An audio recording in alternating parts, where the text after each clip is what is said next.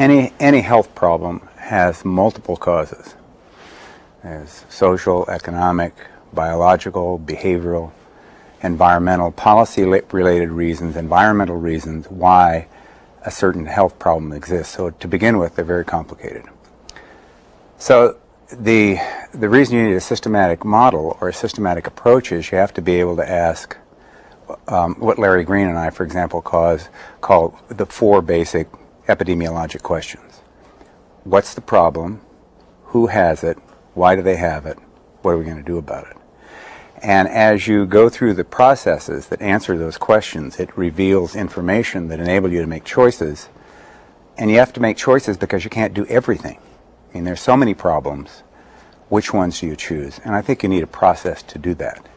So a systematic process, like the precede-proceed model, helps a person get their head around those issues so they can eventually come to a focus and target a specific program to eliminate a health problem. Let's take the words precede, proceed. And each is an acronym. Precede means predisposing, reinforcing, and enabling constructs for ecological diagnosis and evaluation. Basically what that means is that if you're going to approach a community or a group or a population and you want to do a health program that has health promotion, education, prevention in it, then the word ecological diagnosis means kind of, we were talking before about the complexity. You have to take into account that complexity and weigh all those issues. And once you determine from input, both from the scientific side and the community side, what it is we want to address, then we have to ask that earlier question, well, why is it we have it? And we go through various processes to determine what are the circumstances. Is it a lack of knowledge? It could be. Is it a lack of cultural phenomenon that says this isn't really a part of the power is elsewhere? Is it access to services?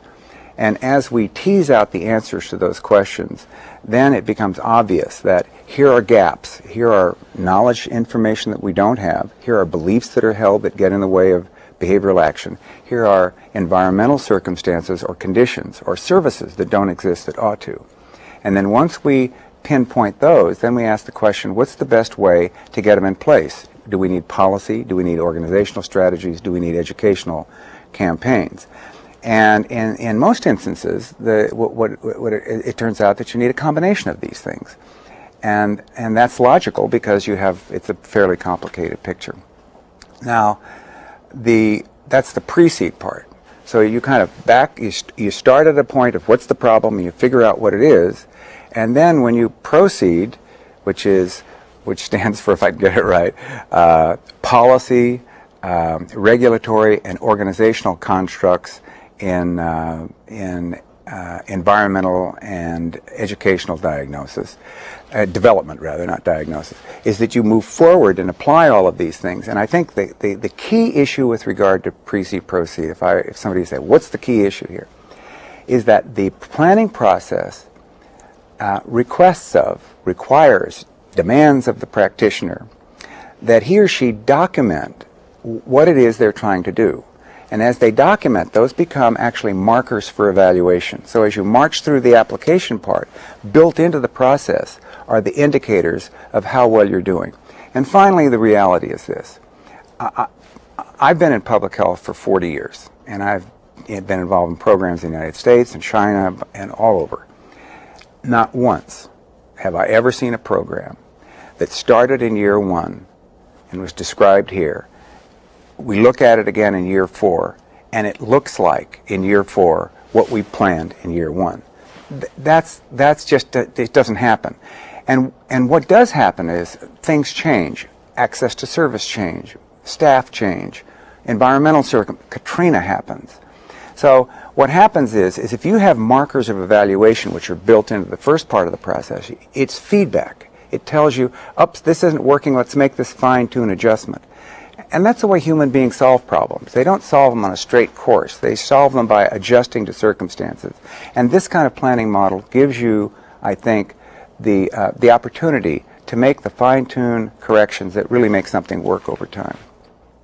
Social marketing and the way it's presented in CDCynergy fits in nicely into that portion of the model that requires greater detail on the descriptions of the population, so that you know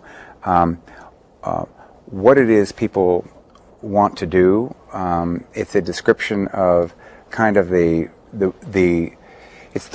the application of those research processes that enable you to define the population more clearly, more sharply, find out what motivates people, how are they likely to respond.